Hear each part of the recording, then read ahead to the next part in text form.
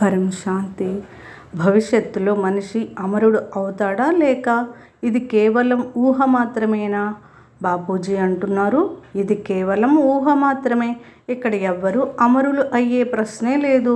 ప్రతి నెల $1000 ఖర్చు చేసిన మనిషి ఎప్పటికీ అమరుడు కాలేడు.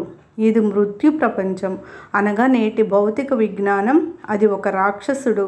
ఎందుకంటే ఇది మొత్తం శరీరాన్ని మార్చినా, శరీరంలోని రక్తాన్ని మొత్తం మార్చినా, మళ్ళీ మార్చినా, ప్రతి నెల మార్చినా, ప్రతి నెల $1000 ఖర్చు చేసినా ఎప్పటికీ అమరుడు కాలేడు. మరి బ్రహ్మ విష్ణువు శంకరులు అమరులా?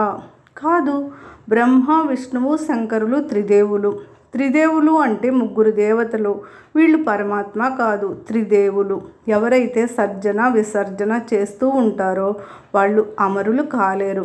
అందుకే బ్రహ్మ మరియు శివుడు అమరులుగా ఉండే వరదానం ఎప్పుడూ ఎవ్వరికీ ఇవ్వలేదు. మనిషి భవిష్యత్తు రాబోయే సమయంలో కేవలం ఆత్మరక్షణ మాత్రమే. ఈ శరీరానికి రక్షణ లేదు. 3వ ప్రపంచ యుద్ధం జరిగితే ఎవరి శరీరం రక్షించబడదు అని నేను చాలా వీడియోల్లో చెప్పాను. ఆత్మ మాత్రమే రక్షించబడుతుంది. కాబట్టి ఆత్మ గురించి ఆలోచించుకోండి. క్లోనింగ్ అమరత్వం వైపు అడుగు వేస్తోందా?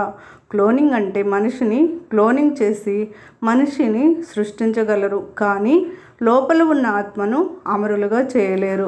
ధ్యానంతో అమరత్వాన్ని పొందవచ్చా? బాపూజీ, అమరత్వం అంటే దానిని మీరు ఎలా అర్థం చేసుకున్నారు? మీరు అమరత్వాన్ని అనుభవం చేశారా? మీరు సూక్ష్మంలో అమరత్వం కలిగిన ఆత్మను సంప్రదించారా?